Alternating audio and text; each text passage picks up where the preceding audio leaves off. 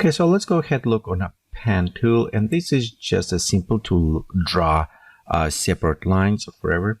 So example, we have our normal pen. Let's create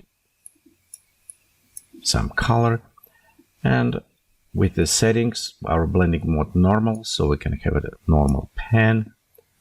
We have it also lighten, which is create a little bit brighter, and you can see how it's working on a white dot because we're on a lighting. So our darkened pen create a different effect.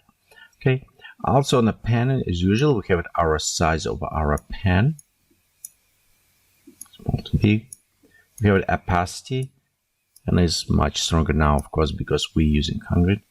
We also have hardness. Okay, let me go ahead to the normal pen so we can see inside, because our darkness will affect.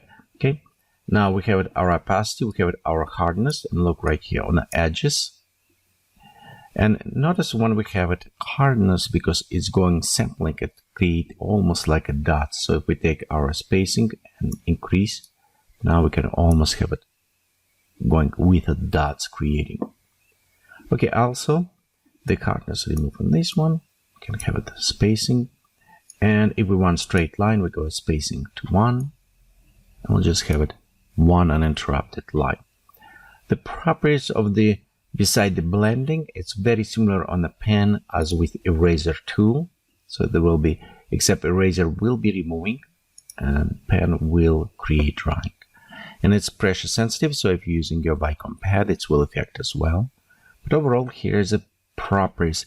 Notice as we're selecting pen tool, some effect like grading in image not available for us. So all what we have it is just a color selecting for our pen.